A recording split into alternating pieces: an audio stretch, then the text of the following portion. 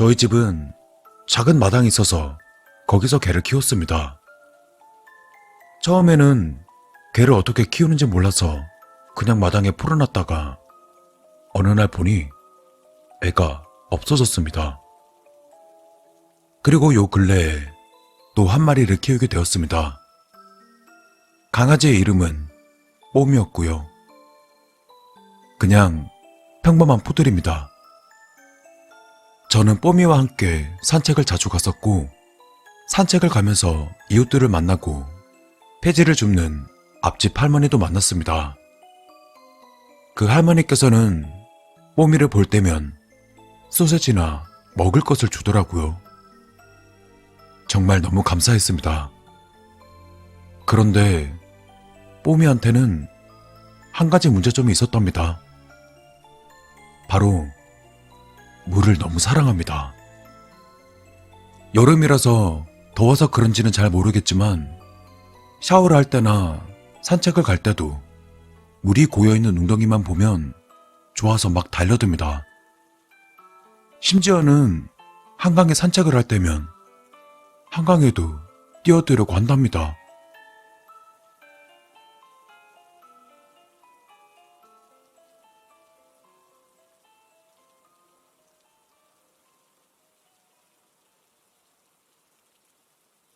그러던 어느 날 일이 터졌습니다. 우리 집 뽀미마저 사라진 겁니다. 저는 눈물이 너무 쏟아지면서도 뽀미를 찾아야겠다는 생각에 정말 온 동네를 다 돌아다녔습니다. 여름이라서 너무 더웠지만 더위 따위는 신경 쓸 겨를이 없었습니다. 그러다 어느덧 밤이 되었고 전 설마하는 마음으로 한강에 가게 되었습니다. 한강을 찾아간 저는 밤이 새도록 뽀미를 찾아다녔습니다. 정말 밤이 다 지나가고야 저는 너무 지치고 힘들어서 집으로 돌아가게 되었습니다. 새벽에 집을 가는데 폐지 줍는 할머니가 보여서 정말 마지막 힘을 짜내서 뽀미를 본 적이 있냐고 물어봤지만 본 적이 없다고 하더라고요. 그렇게 마지막 희망마저 잃고 집에 가는데 잘 먹었어. 정말 아주 작은 소리로 귀에서 저런 말이 들렸습니다. 저는 정말 너무 소름 끼쳐서 바로 뒤를 돌아보고 되물었습니다. 할머니는 무슨 소리냐며 그런 말을 한 적이 없다고 말했습니다. 당시에 저는 정말 이성을 잃기 직전이라서 할머니를 추궁했습니다. 그렇게 정말 제게 친절했던 할머니와 새벽에 집 앞에서 소리를 지르면서 대판 싸우고 집에 돌아왔습니다. 제가 잘못 들은 것이겠죠. 하지만 저는 잘못 들었다고 생각할 수 없었습니다. 분명히 들렸거든요. 잘 먹었어. 라는 이 네 글자가.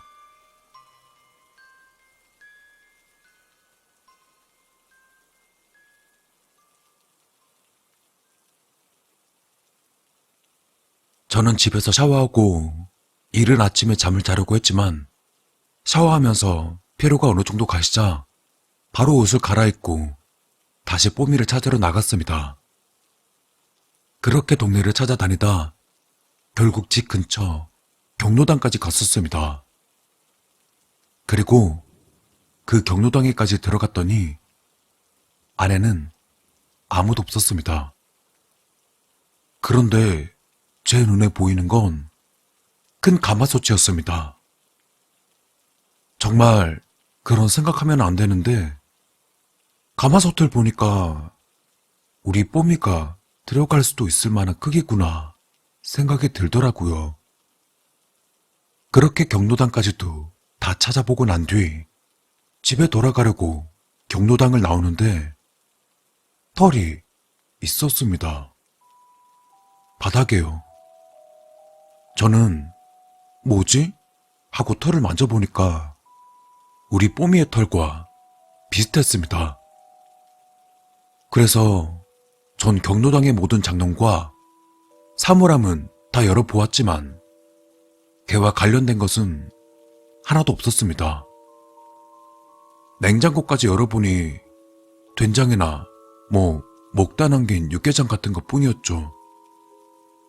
정말 그때는 뽀미를 잃은 절망감에 모든 것이 뽀미와 관련돼서 생각났었습니다.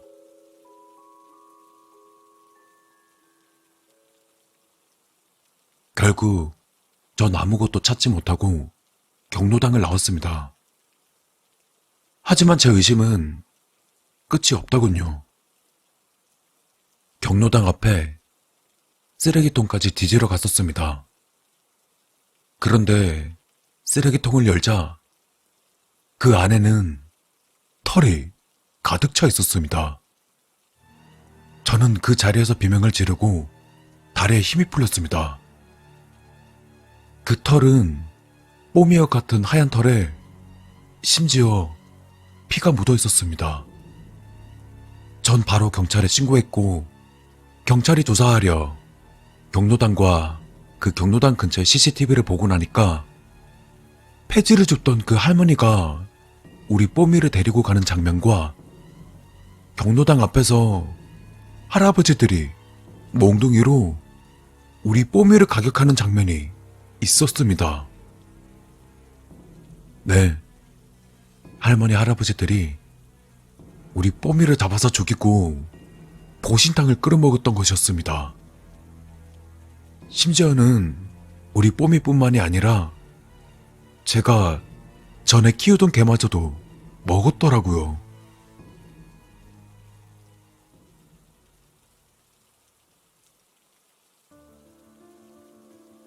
저는 정말 너무 억울하고 분통했습니다. 하지만 경찰은 그냥 합의를 보라고 하더라고요. 저는 합의는 절대로 볼 수 없었습니다. 근데 합의를 안 보게 되면 어차피 그 노인들도 반려동물에 관련된 법이 무겁지가 않아서 처벌도 정말 미약하다고 하더라고요. 아마 심해봤자 집행유예래요.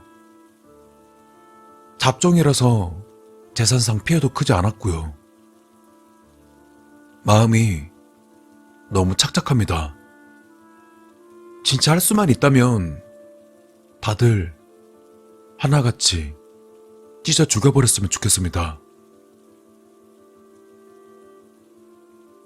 정말로 개 키우시는 분들은 개한테 친절하게 특히 먹을 것을 주는 사람들을 조심하셔야 돼요. 개한테 식탐으로 유혹한 뒤에 나중에 몰래 훔쳐갈지도 몰라요. 그리고 제발 부탁이니까 하루빨리 반려동물 관련 법안이 엄격해졌으면 좋겠습니다. 그리고 마지막으로 우리 뽀미를 위해 좋은 곳에 가라고 기도 한 번만 해주시면 정말로 감사하겠습니다.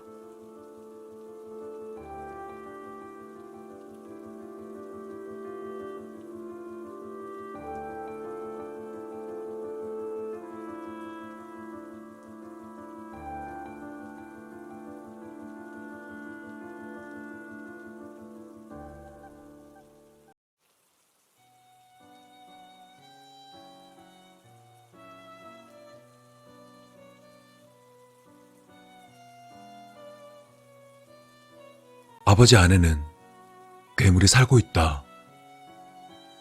소녀는 멍하니 앉아 붕대에 감긴 손을 보며 생각했다. 괴물이야. 괴물이 살고 있어. 딸, 아빠가 딸한테 왜 그러는지 알지? 아빠는 아파서 그런 거야. 마음속에 담지 말고 얼른 잊어. 상처받지 말고 오늘 학교 잘 다녀와. 멍든 얼굴로 출근했던 엄마는 아무렇지 않은 척 그렇게 말했었다. 치사하다. 그저 아파서 그렇다니. 아버지가 아프기 시작한 건 거의 7년이 다 되어 간다. 사실 이미 우리 아버지는 죽은 지 오래다. 아버지 안에는 껍데기를 뒤집어 쓴 괴물이 살고 있다. 소녀는 그걸 재차 생각하며 오른손의 붕대를 풀었다. 시퍼렇게 먹는 부어있는 소녀의 손은 볼썽사납다. 집안은 개판이다. TV 소리가 온 집안에 퍼진다. 뭐가 그리 좋은지 시끄럽게 웃어대는 연예인들의 이야기는 소녀에겐 딴 세상 소음일 뿐이었다. 슬그머니 가서는 안방 문을 닫는다. 닫히는 문 사이로 멍하니 누워 TV만을 바라보는 아버지가 보인다. 한심한 사람.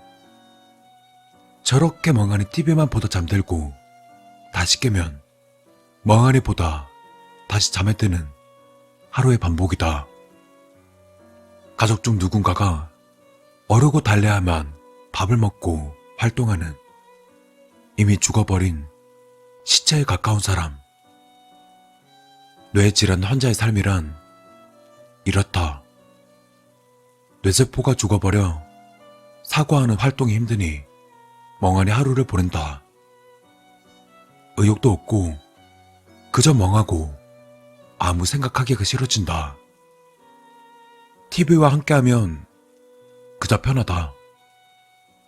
아무 생각 없이 있어도 화려하게 바뀌는 화면과 웅장한 볼륨은 쓸데없는 잡생각을 없애준다. 생각이 없어지고 사고는 정지한다. 삶이 무뎌짐과 동시에 편안해진다. 이것을 이겨내느냐 못 이겨내느냐가 관건이건만 소녀의 아버지는 애석하게도 후자의 사람이었다. 이어서 아버지는 분노를 조절할 필요성을 전혀 느끼지를 못하고 충동적으로 변했다. 그리고 뒤따라오는 혈관성 치매로 그는 어려졌고 가족들에겐 어려워졌다. 소녀는 생각했다. 식물인간 같다고. 토마토 같은 삶이라고 생각했다. 어찌 보면 맞을지도 모른다. 가만히 있다가 물을 주면 마시고 안 주면 굶고 오늘 하루도 살아가는 토마토의 삶. 햇볕과 같은 TV. 그리고 그 속에는 괴물이 있겠지. 지끈거리는 손목에 괜히 더 울컥해진다.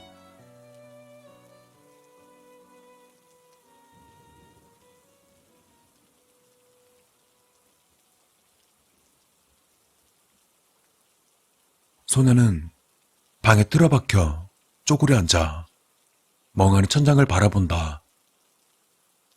천장엔 비가 새서 새까맣게 변해버린 천장 한켠이 안쓰럽다. 이미 소녀의 눈물은 마른 지 오래라 그런지 지붕이 대신 울어주는 것 같아 서글펐다. 장롱 위에 놓아둔 바가지 안으로 빗물이 똑똑하고 떨어지는 소리가 난다. 창밖으로 나는 빗소리도 요란해 항상 방문을 타고 들어오던 TV 소리가 들리지 않는다. 소녀는 생각했다. 매일 비가 왔으면 좋겠다고.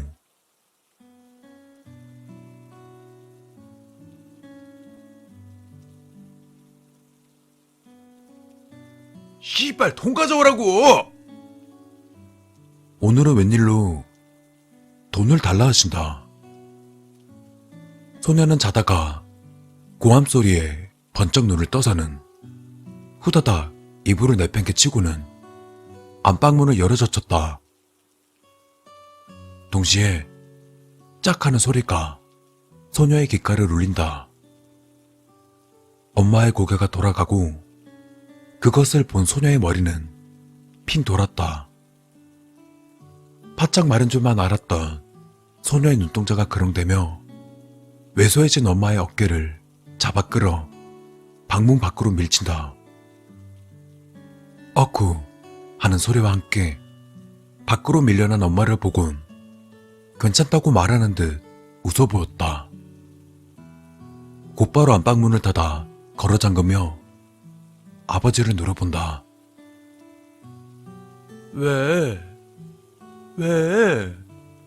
무슨 일이야 또? 이놈의 계집년들이 단체로 미쳤나? 돈 내놓으라고. 무슨 돈이야 갑자기. 쿵쿵. 방문 밖에서 문을 두드리는 소리가 난다. 동시에 엄마의 목소리도 들린다.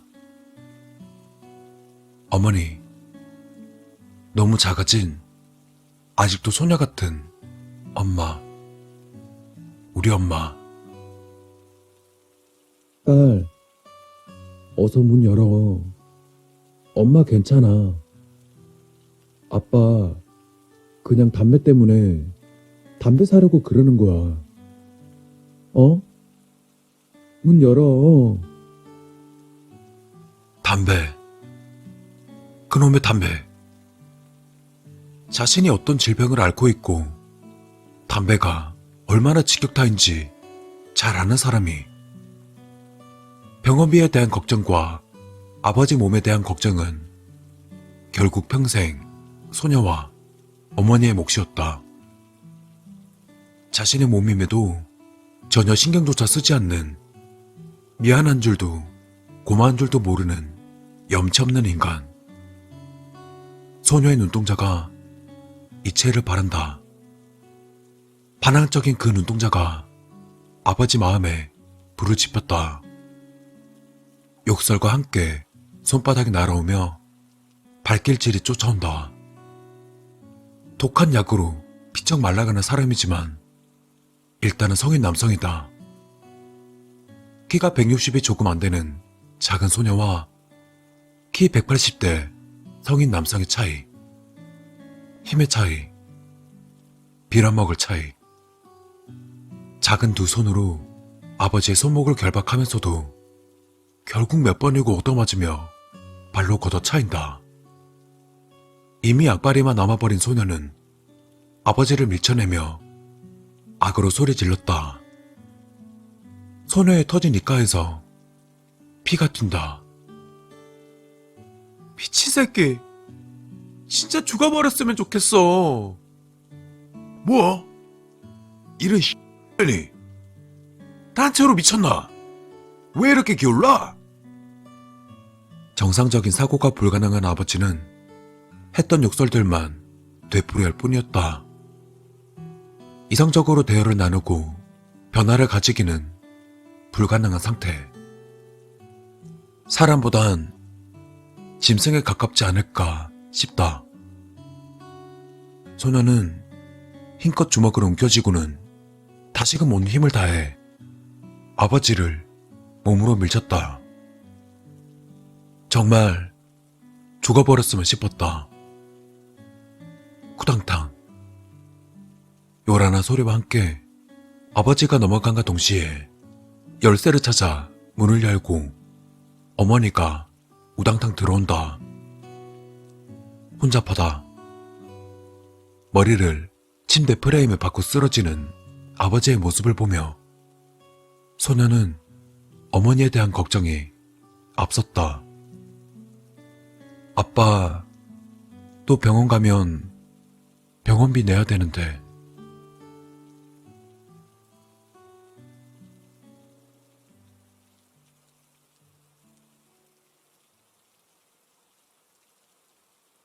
가벼운 내진탕입니다.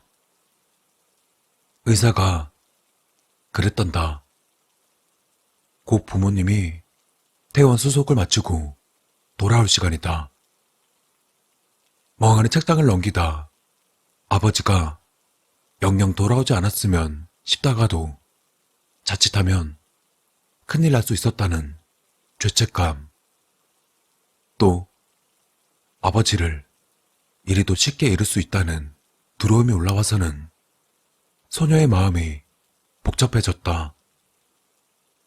아버지가 오면 오늘은 뭐라고 해야 할까?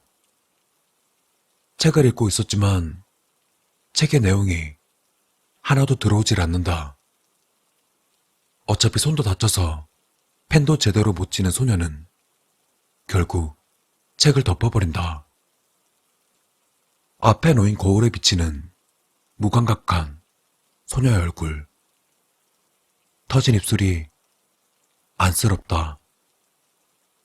고개를 돌려 책장을 바라보니 못 보던 앨범이 놓여있다. 뭘까? 이건.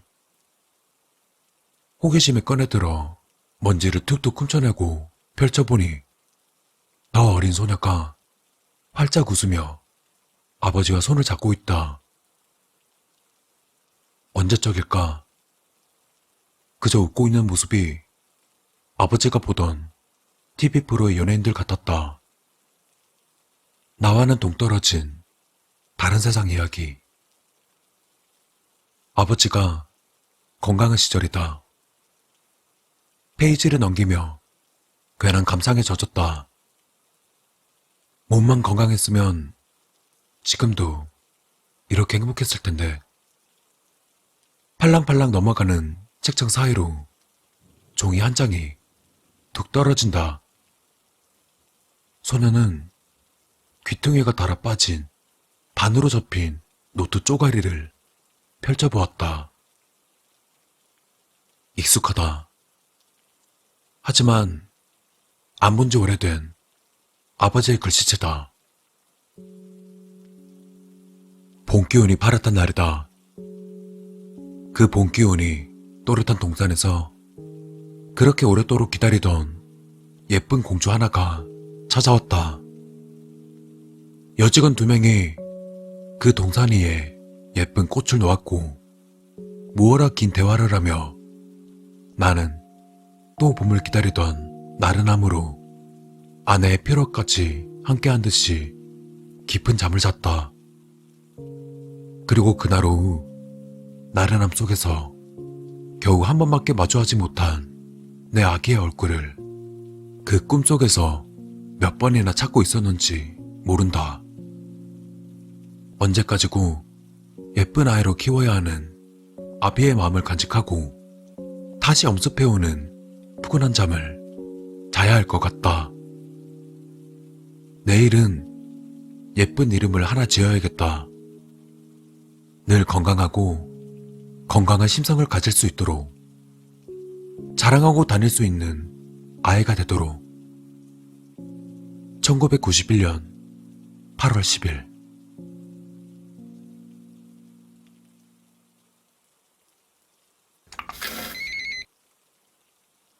현관문을 여는 소리가 들린다. 소녀는 허겁지겁 종이를 다시 접어넣고는 앨범에 끼워넣고 거실로 나갔다. 다녀오셨어요? 웃으며 말하는 얼굴이 자연스럽다. 엄마의 손이 소녀의 머리를 쓰다듬었다. 따뜻하다. 엄마는 소녀의 인사에 응, 집 잘 봤어? 라고 대답하며 무엇을 한아름 사온 건지 부산스럽게 사온 봉투들을 들고는 부엌으로 향한다. 같이 짐을 들고 들어오던 아버지의 시선이 소녀에게 향하자 아버지의 눈이 크게 떠진다. 아이고, 딸내미. 입술이 왜 터졌어? 아빠가 때렸어. 아버지의 눈이 반달로 접힌다. 아버지의 큰 손이 소녀의 얼굴을 감싸다 입술가를 매만진다. 엄마와는 다른 따스함이다. 아빠가 우리 이쁜 딸내미를 어떻게 때려? 사실 입술 각질 잘못 뜯어서 터졌어. 뭔 맞은 것처럼 그렇게 터졌어. 립밤 같은 거 꼭꼭 바르고. 껍질은 뜯지 마. 응? 우리 이쁜 딸 얼굴이 이게 뭐야? 알았어. 아이고, 손은 또 어쩌다 그랬어? 비 올 때 미끄러져서 넘어졌는데 잘못 짚어서 다쳤어. 여자애가 왜 이렇게 많이 다쳐? 조심해야지. 응, 조심할게, 아빠. 소녀는 방긋 웃으며 엄마를 도우러 부엌으로 향했다. 아버지는 짐을 내려놓고는 안방으로 가서 TV를 켠다. 계란이며 고기며 잔뜩 사온 것들을 정리하며 엄마는 평소처럼 입을 열었다. 딸, 알지? 아빠는 아파서 그런 거야. 하나하나 상처받으면 끝도 없어. 마음속에 담지 말고 다 털어버려. 나도 알아. 무감각하게 대답하며 계란을 냉장고에 예쁘게 정리하던 소녀는 갑자기 파도가 밀려오듯 치솟는 고통에 숨을 들이쉬었다. 손목이 아파왔다. 너무너무 아팠다. 붕대로 칭칭 감긴 손목을 움켜쥐며 방으로 슬금슬금 들어가 구석진 곳에 쪼그려 앉는다. 아프다. 문을 파고드는 TV 속 연예인들의 웃음소리가 요란하게 소녀의 귓가를 때렸다. 뇌혈관성 질환 환자는 무기력함, 사고 능력의 저하 외에도 분노조절 장애와 함께 단기 기억 상실증을 동반한다. 소녀는 너무 아파서 눈물을 뚝뚝 흘렸다. 햇살 좋은 날이라 따스한 햇볕이 창문을 타고 내려온다.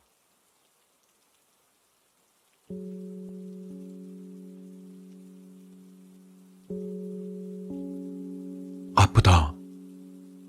너무 아파.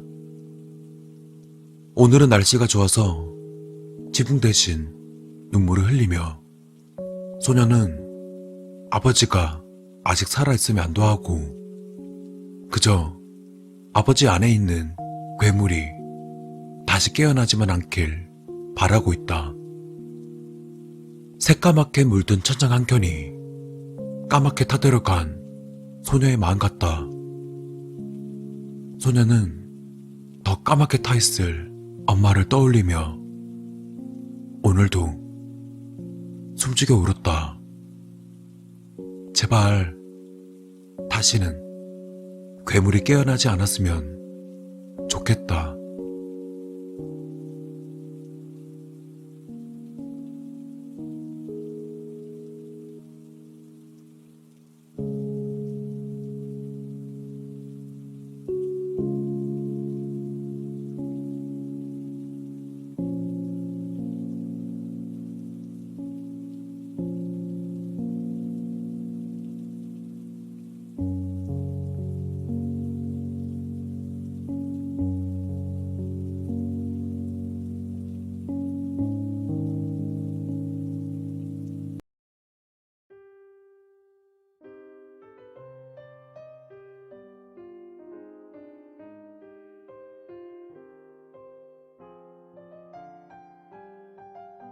과거의 저는 아무런 감정도 없는 사람이었습니다. 부모님 등살에 못 이겨 죽으라 공부한 끝에 의사 가운을 입었을 때에도 뒤늦게 생명을 살리는 것은 나의 일이 아님을 깨닫고 가운을 벗어 던졌을 때에도 별다른 감정은 없었죠. 어두운 곳에 발을 들여 제 외과 지식으로 통나무를 만들어내는 일을 시작하기 전까지 전 그냥 흑인형이었습니다. 하지만 지금은 예술가로 새롭게 태어났습니다. 아름다움이 어떤 것인지 배웠고 인간의 감정도 이해할 수 있습니다. 아니, 정확히는 누구보다 잘 안다고 자부합니다. 물론 저의 예술이 대중적이지는 못하죠. 그 역시 잘 알고 있습니다. 기괴함을 넘어서는 평가도 이해합니다. 작품에 대한 비평과 해석은 관객들의 권리이고 모든 의견을 수용하는 게 예술가의 도리니까요. 물론 제 작품의 옳고 그름을 판단하는 행위는 수용 범위 밖입니다. 그런 권리는 누구에게도 없습니다. 심지어는 저 자신에게조차 없습니다. 전 그저 제 작품을 관객들에게 보여줄 뿐이죠. 그러니 당신 역시 선악의 잣대를 들이대기보다는 작품 그 자체를 즐겨주시길 바랍니다. 조금 부끄럽지만 전 제 작품에 대해 이런저런 설명을 곁들이는 것을 참 좋아합니다. 그러니 지금부터 디테일한 해석을 섞어가며 감상에 도움을 드리도록 하겠습니다. 먼저 서론입니다. 자, 인간이란 무엇인가? 필멸의 존재입니다. 피할 수 없는 죽음을 향해 쉼없이 달려가는 덧없는 존재이죠. 아등바등 살던 그들에게 마땅한 죽음이 당도하면 아무런 의미도 가지지 못한 나무 토막이 되어서는 바스라칠 운명이죠. 그 한시적인 재료들을 가지고서 전 예술을 합니다.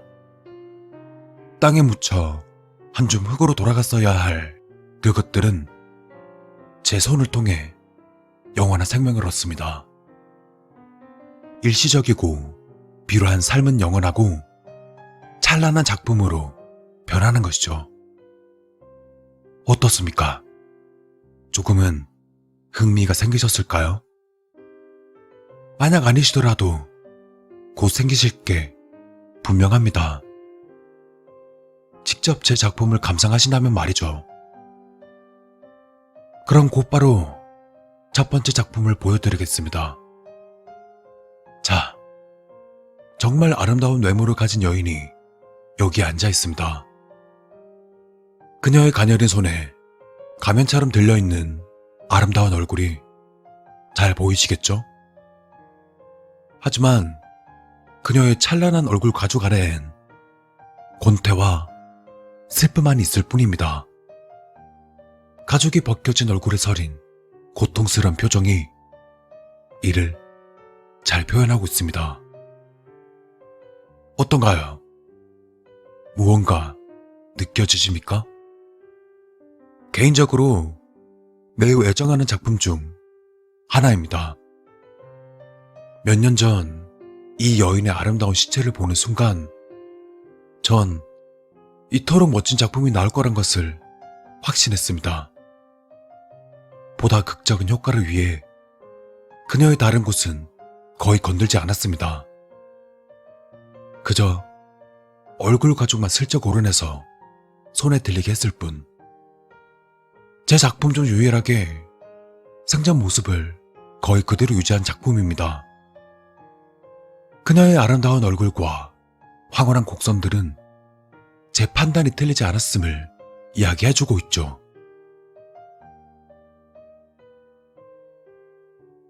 다음으로 이 작품, 인간의 다양한 감정을 담은 작품입니다.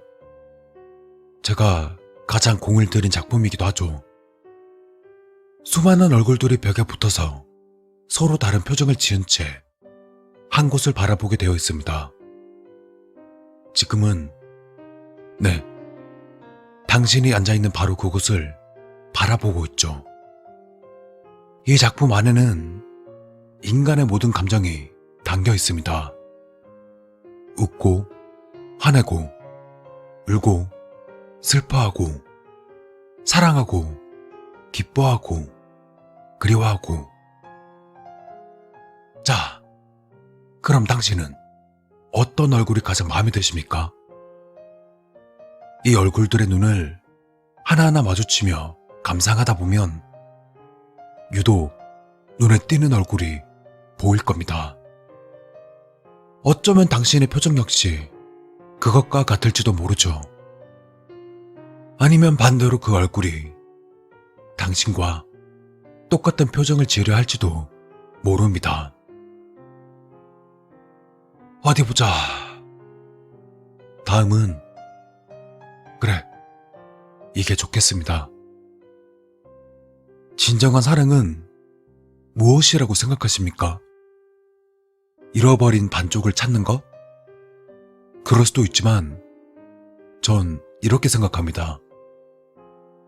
단 한순간도 떨어지지 않는 것. 이 둘은 생전에 실제로 연인이었습니다. 그저 평범한 사랑을 했을 그들은 제 손에 의해 그야말로 처절한 사랑의 증표가 되었습니다.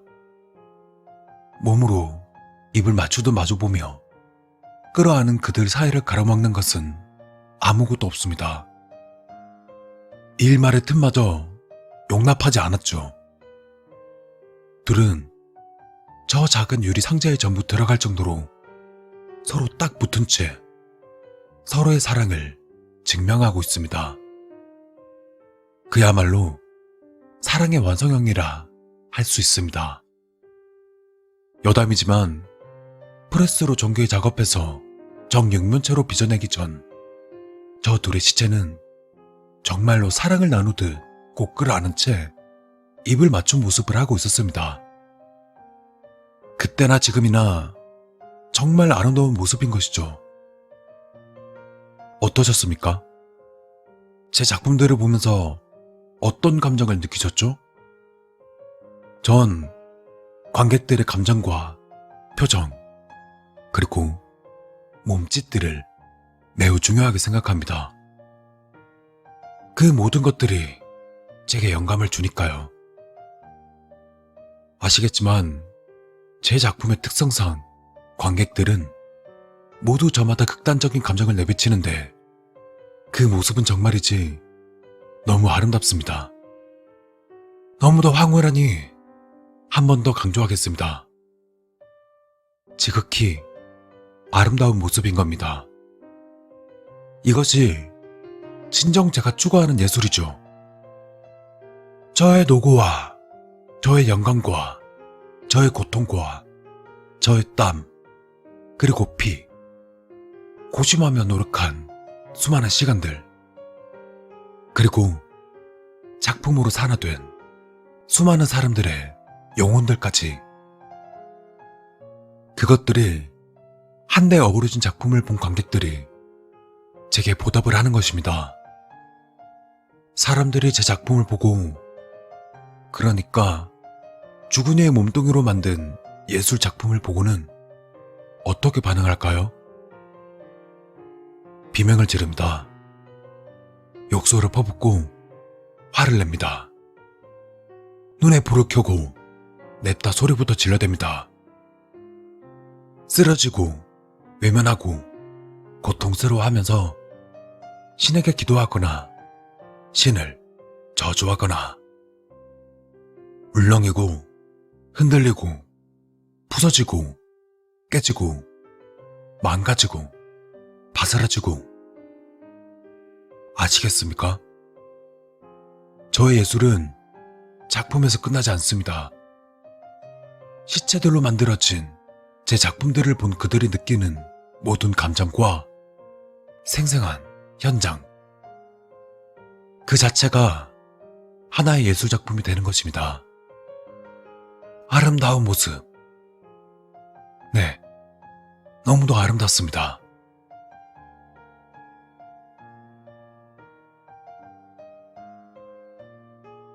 어떠셨습니까? 당신은 무엇을 느끼셨나요? 부디 상세한 감정을 들려주셨으면 좋겠습니다. 아주 중요한 일입니다. 당신의 대답에 따라 다음 작품의 방향이 정해지니까요. 아, 물론 제로는 당신이 될 겁니다. 그러니 말씀해 주세요. 죽음을 목전에 둔 당신은 지금 무엇을 느끼고 계십니까?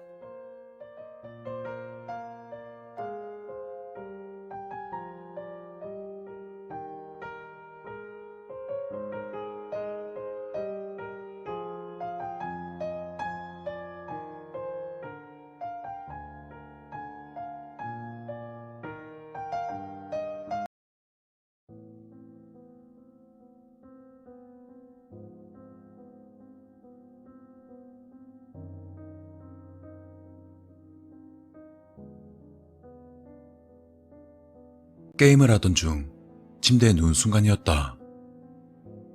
천장 구석으로 작은 구멍이 뚫려 있는 게 보였다. 구멍 크기는 대략 3cm쯤 되었는데 여태껏 한 번도 본 적 없는 구멍이었다. 뭐 그냥 낡은 빌라라서 생긴 거겠지? 하며 가볍게 넘겼다. 그렇게 며칠이 흘렀다. 그날은 알바하는 PC방에서 대청소를 했기 때문에 많이 피곤한 상태였다. 알바를 끝내고 집에 오자마자 침대 위에 쓰러지듯 누워버렸다. 많이 피곤했던 탓이었는지 금세 졸음이 몰려오기 시작했다. 그러다 곧 잠에 들기 전 아무 생각 없이 천장을 쳐다봤다. 최근에 알게 된 작은 구멍도 보였다. 난 뭔가에 홀린 듯 그걸 멍하니 바라봤다. 착각인지는 모르겠지만 구멍이 조금 커진 것 같다는 생각이 들었다. 하지만 굳이 확인까지 하고 싶진 않았다. 너무 피곤해서 죽을 것만 같았기 때문에. 깊은 땅속으로 빨려 들어가는 느낌을 받으며 나는 잠에 들었다.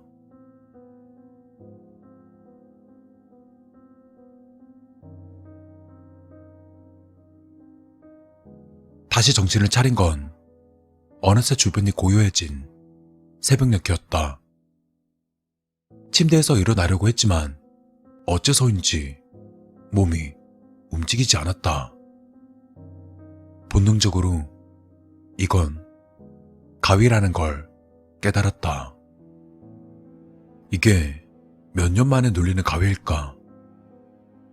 중학생 이후에는 꿈조차 잘 안 꿨는데 어렸을 적 가위를 경험한 적이 많았기 때문에 가위에서 깨는 방법은 잘 알고 있었다.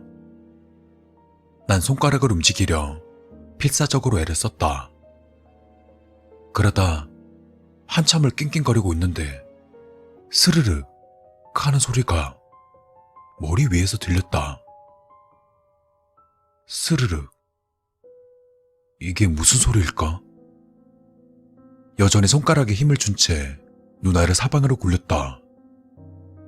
하지만 곧 얼마 되지 않아서 그 무언가의 소리는 천장 쪽에서 들린다는 걸 알아차렸다. 서쪽에서 동쪽으로, 북쪽에서 남쪽으로, 사방팔방 정신없이도 움직였다. 위층에서 들리는 건가? 계속 귀를 기울이고 있는데 갑자기 소리가 딱 멈췄다. 마치 인위적인 느낌으로. 소리가 멈춘 곳은 천장 쪽 구멍에 뚫려있던 곳이었다. 주변이 조용해져서 조금 마음이 놓일 때였다. 그러다 구멍에서 무언가가 불쑥 튀어나왔다. 그리고는 사정없이 꿈틀거리기 시작했다. 저게 도대체 뭐야? 어둠 속 꿈틀거리는 것의 정체를 확인하려 미간에 잔뜩 힘을 주었다. 자세히 보니까 사람 손가락이었다. 온몸에 소름이 돋았다. 이건 분명 귀신이 나오는 꿈이 틀림없을 것이다. 무서운 건 극도로 질색하는 나였기 때문에 필사적으로 손가락을 움직이려 애를 썼다. 잠시 후 손가락을 움직이는데 성공했다.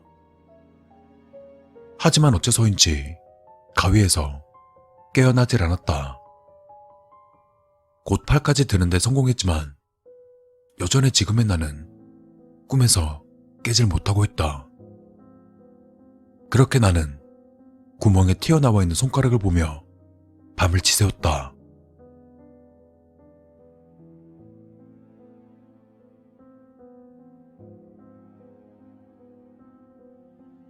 아침에 일어나자마자 불쾌한 기분이 들었다. 어제 PC방 대청소를 빡세게 해서가 아니었다. 가위에 눌려서 그런지 머리통이 반으로 쪼개질 듯 아팠다. 거울을 보니 얼굴이 헬쑥한 게 금방이라도 쓰러질 사람처럼 보였다. 난 천장에 뚫려있는 구멍 앞으로 가보았다. 특별한 건 없었고 그저 조그만 구멍이었다. 아마도 피곤해서 가위에 눌린 듯 싶다. 그나저나 구멍에서 꿈틀거리던 것의 정체는 무엇일까? 모르겠다. 그냥 개꿈인 거지. 잠을 제대로 못 자서 그런지 일을 하는 내내 끙끙 앓았다. 눈가에 없었던 다크서클도 생겼다. 나는 일을 마치자마자 곧장 집으로 와서는 침대 위로 쓰러졌다. 그리고 별 생각 없이 천장을 보았는데 구멍의 크기가 10cm 정도로 커진 상태였다. 왜 구멍이 커지지? 내일은 집주인을 꼭 만나봐야겠다고 생각하며 잠에 들었다.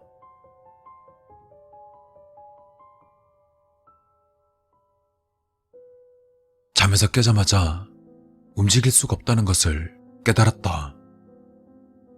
시계는 새벽 2시를 가리키고 있었고 주변은 조용했다. 이틀 연달아서 가위에 눌리다니 요즘 몸이 피로해서 그런 건가? 꿈에서 깨어나기 위해 손가락에 힘을 주고 있을 때 스르륵 어제처럼 이상한 소리가 들기 시작했다. 불안한 마음에 눈동자를 올려 구멍을 바라봤다. 하루 만에 커진 구멍은 이제 손가락이 아니라 팔도 튀어나올 만한 크기였다. 왠지 불길한 느낌이 들었다. 제발 이 빌어먹을 가위에서 깨기를 바라며 계속 힘을 주는 것을 멈추지 않았다. 하지만 도무지 깨어날 생각이 없나 보다. 한참 끙끙거리며 속이 터지고 있을 무렵 내 예상이 적중했다. 구멍에서 팔이 불쑥 튀어나와 버린 것이다. 구멍에서 튀어나온 팔은 엄청난 속도로 빙글빙글 돌았는데 멈출 줄을 몰랐다. 금방이라도 구멍을 뚫고 나에게 달려들 듯 싶었다. 깨어나기 위해서 손가락을 움직이려고 했지만 꼼짝도 하지 않았다. 결국 나는 또다시 한숨도 자지 못하고 밤을 지새고야 말았다. 새벽 내내 빙글빙글 돌아가는 팔을 봤더니 눈이 뻐근했다. 난 구멍에 가서 그 구멍을 살펴봤지만 여전히 특별한 건 없어 보였다. 하지만 그 구멍은 분명 커지고 있었기 때문에 집주인 아주머니에게 문자를 보냈다. 그리고는 잠시 후 전화가 걸려왔다. 천장에 구멍이 뚫렸다고? 네. 점점 커지고 있는데 너무 이상하네요. 그래? 확인하러 가볼게.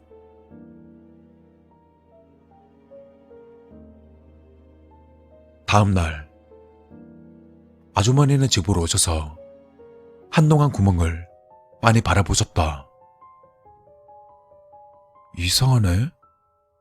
이런 적은 한 번도 없었는데. 그건 나도 마찬가지였다. 아주머니는 사람을 불러서 수리를 해주겠다는 말을 남기고 가셨다. 커지는 구멍이 찝찝하고 신경 쓰였지만 아르바이트를 쉴 수는 없었기 때문에 민기적 거리지 않고 곧장 PC방으로 향했다. 난 PC방에 도착해서는 사장님께 꾸벅 인사를 해보였다. 헌데 사장님은 얼굴이 왜 반쪽이 됐냐고 내게 물어본다. 그건 사장님뿐만이 아니었다.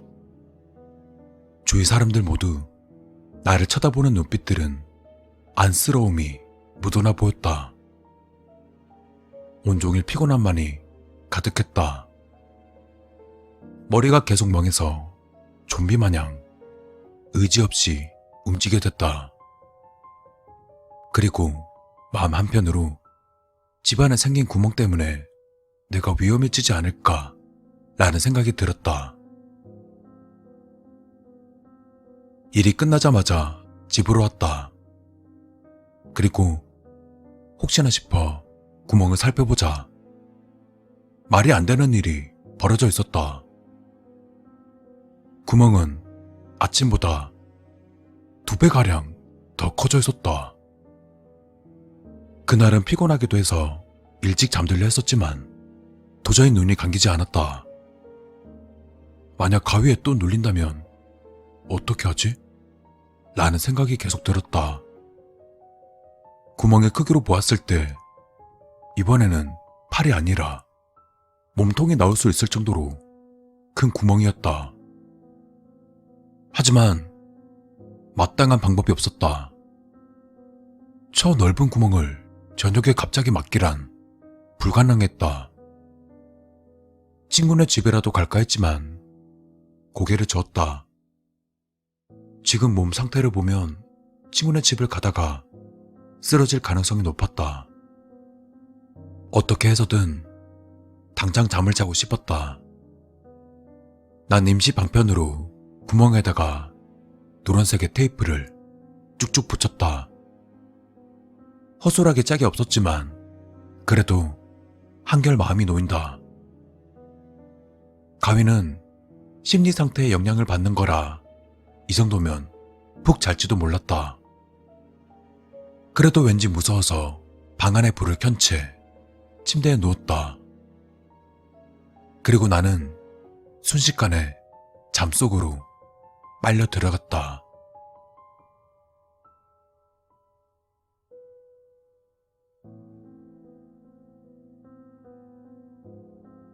잠에서 깨어났을 때는 또 가위에 눌려 있었다.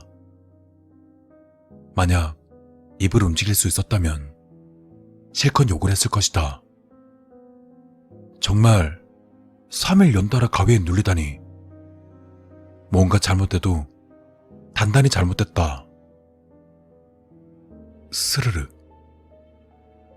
또 소리가 울려 퍼진다. 형광등을 켜놔서 주변은 밝았지만 무서움은 여전했다. 그러다 눈을 꼭 감고 있는데 탁탁 하는 이질적인 소리가 들려왔다. 그 소리에 난 살며시 눈을 떠보자 구멍에 붙여놓은 테이프가 뜯겨나가고 있었다. 이럴 수가. 설마. 테이프가 찢겨져서는 허공에서 나풀거리고 있었다. 구멍에서 서서히 나오는 건 사람의 팔이었다. 또 얼마 못 가서 긴 머리카락도 흘러나오기 시작했다. 보고 싶지 않았지만 눈조차 감기지 않는다. 구멍에서 나온 긴 팔이 꿈틀거린다. 잠시 후 드러난 사람은 60대쯤으로 보이는 할머니였다. 그 할머니는 구멍에 거꾸로 매달린 채 나를 뚫어져라 쳐다봤다. 할머니의 얼굴은 주름이 한가득이었는데 눈빛만큼은 소름이 끼치도록 살벌했다. 눈동자를 돌리고 싶었지만 뭔가에 홀리기라도 한 듯 시선을 뗄 수 없었다. 그러다 갑자기 할머니가 엄청난 속도로 꿈틀거렸다. 구멍이랑 할머니의 몸이 마찰하며 기괴한 소리가 나기 시작했다. 머리가 깨질 듯이 아프다. 할머니의 오른팔과 얼굴은 구멍에서 나온 상태였는데 왼팔마저 나온다면 내가 있는 침대까지 직행이었다. 난 모든 힘을 다해서 가위에서 벗어나고자 필사적으로 노력했다. 팔과 다리가 조금씩 움직이긴 했지만 어찌된 약문인지 깨어나질 않았다. 나를 노려보는 할머니를 새벽 내내 바라볼 수밖에 없었다.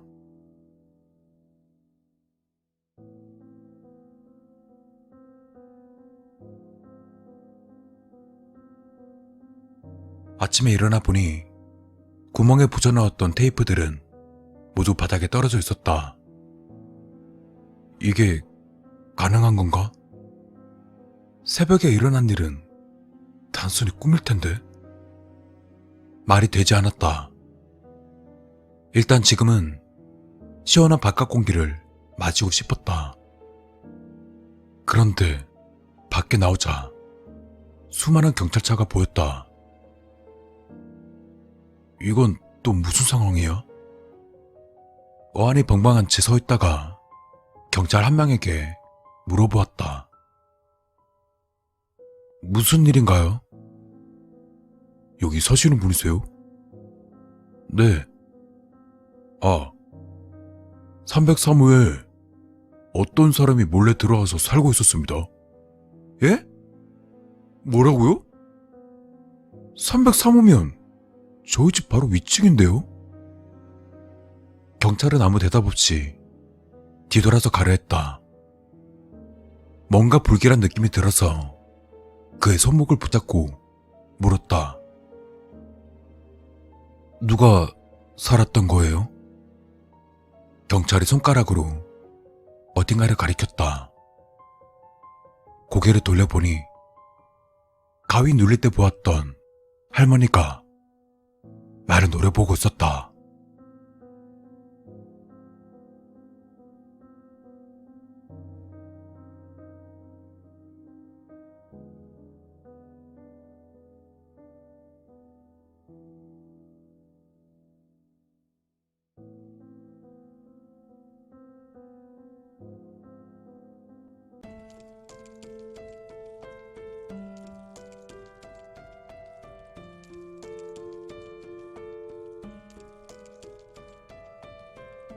사랑하는 나의 아이들에게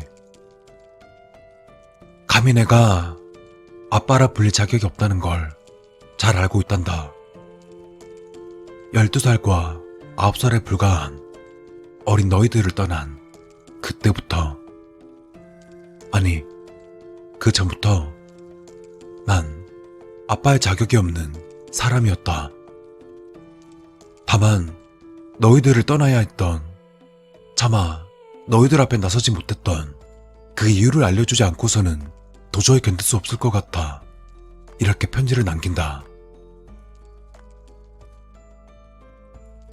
난 어린 너희들에게 말했었다. 엄마는 교통사고로 돌아가셨다고. 하지만 그건 사실이 아니었단다. 스스로 목숨을 끊은 것이지. 너희 엄마가 친구라는 사람에게서 준 보증이 문제가 돼서 사채까지 끌어다 쓰는 바람에 그럭저럭 먹고 살던 우리 집은 한순간에 쪽방 신세가 되어버렸단다. 허탈하기도 하고 화가 나기도 했지만 난 너희 엄마를 원망하지 않기로 했단다. 여전히 사랑했고 또 더없이 소중했으니까. 같이 노력하면 다시 일어설 수 있을 거라 믿었으니까. 하지만 너희 엄마는 자신을 용서하지 못했었지. 떨리는 글씨로 미안하다 한마디 간신히 적은 유서를 보고는 죽은 너희 엄마를 끌어안은 채 얼마나 울었는지 모른단다.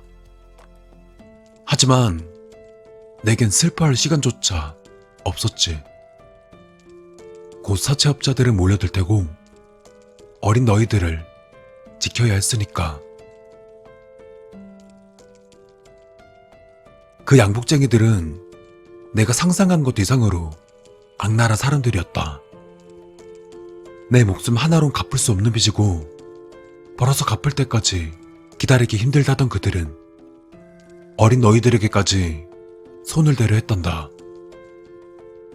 산의 놈은 고깃배에 팔면 돈이 된다. 어린 여자애는 외국에서 비싼 값을 쳐준다.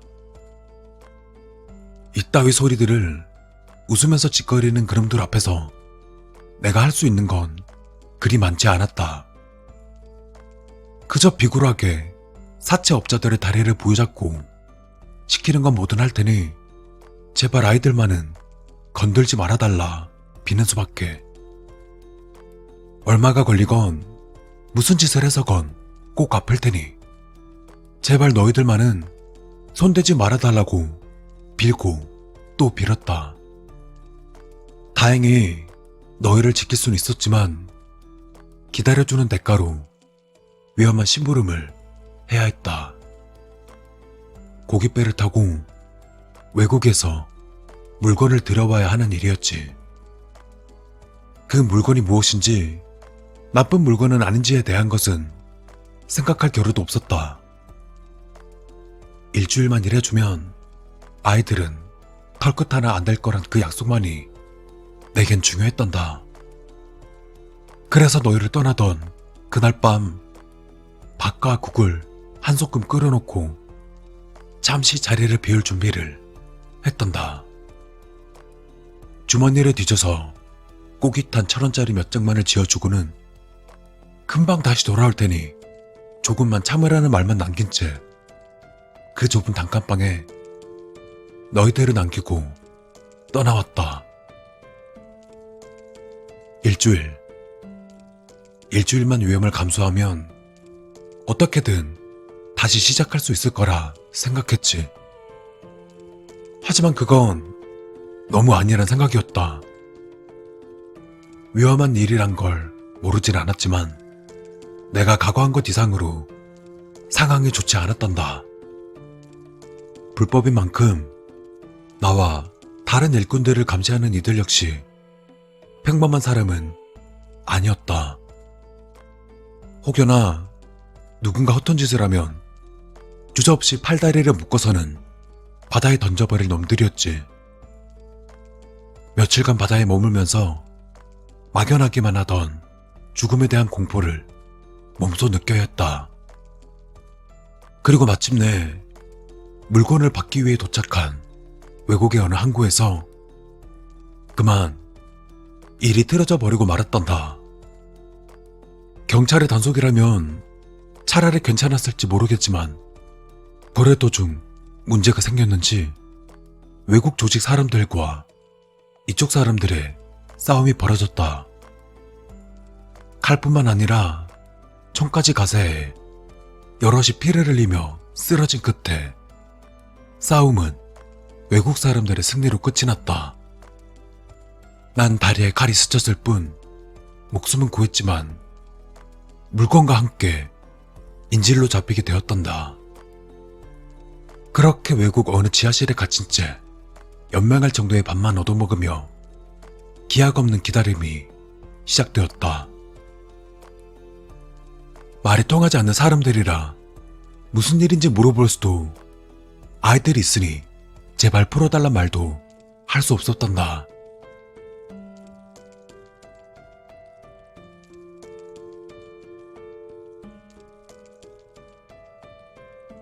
나중에 알게 된 사실이지만 그곳 사람들은 나를 조직원이라 생각하고 거래를 위한 인질로 잡아두었던 모양이다. 결국 내가 조직의 사람도 아니고 어디에도 쓸모없는 일꾼일 뿐이라 결론지기 전까지 장장 1년 7개월 동안 난 그곳에 갇혀 있어야 했단다. 그들은 쓸모없어진 나를 어느 한적한 도로에 던져두듯 풀어주고는 그대로 떠나버렸단다. 간신히 자유의 몸이 되었지만 어딘지도 모르는 타국에 맨몸으로 버려진 꼴이었지. 그 당시에 아빠는 제정신이 아니었다. 너희들이 걱정돼서 견딜 수가 없었지. 그래서 말도 통하지 않는 사람들을 무작정 붙잡고 한국으로 보내달라고 소리쳐댔단다. 까딱 잘못했다간 수상한 사람으로 몰려 몰매를 맞고 죽어도 이상하지 않았겠지만 다행히도 어찌어찌 경찰서를 찾아가고 한국 대사관까지 인도될 수 있었단다. 그 덕에 그토록 바라는 대로 한국 땅을 밟게 되었지.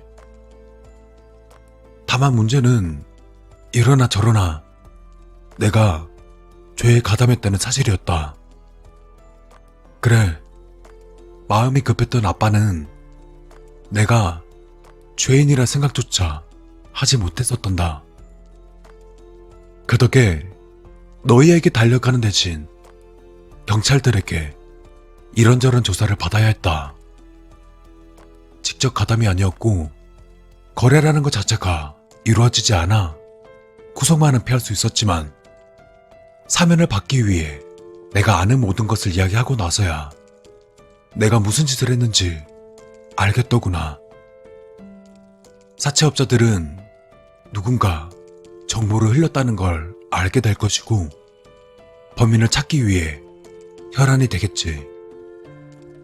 거리에서 죽은 사람과 실종된 사람, 그리고 관련 인물들이 적지 않으니 조용히 숨어 지낸다면 나란 놈은 들키지 않을 테지만 내가 살아있단 걸 알게 된 녀석들은 내가 한 짓을 알아채고 너희들을 인질로 잡을지도 모르는 일이었다. 무엇보다 내게 진 빚을 받겠다며 너희에게 다시금 손을 댈 수도 있었지. 그것만은 절대로 일어나선 안 될 일이었다. 그래서 아빠는 죽은 사람이 되기로 했단다. 가장 먼저 너희 소식을 조심스레 알아보았다. 너희가 무사하단 걸 알고 얼마나 고맙고 기뻤는지 모른다. 아직 어림에도 오빠라며 여동생을 챙기는 모습과 투정함만 부리지 않고 오빠를 잘 따르는 그 모습을 멀리서 지켜보고는 여러 가지 복잡한 충동이 생기더구나.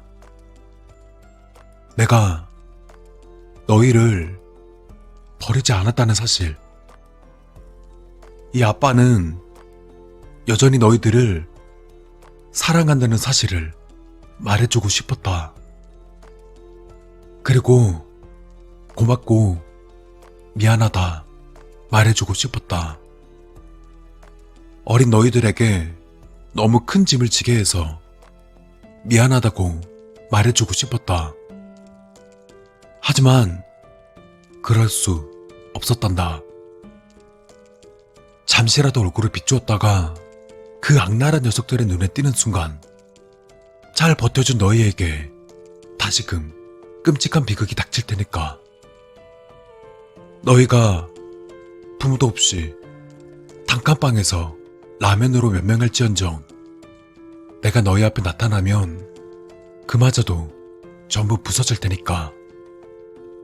너희에게 나서지 못하는 현실이 슬펐고 아무것도 해줄 수 없는 현실도 슬펐지만 무엇보다 서글펐던 건 너희가 이 아빠를 원망할 거란 사실이었단다. 미움받을 각오를 했다지만 가장 사랑하는 너희에게 미움받는다는 것이 내 마음을 수천 수만 갈래로 찢어놓는 것 같더구나. 그럼에도 이 아빠는 반드시 죽은 사람이어야 했고 돌아와서는 안 되었다. 멀리 떠나서 오랫도록 숨어 살아야만 했단다. 너희가 찾을 수 없는 곳, 악랄한 이들이 알아채지 못할 곳. 그저 그게 내가 할 수 있는 최선이었으니까.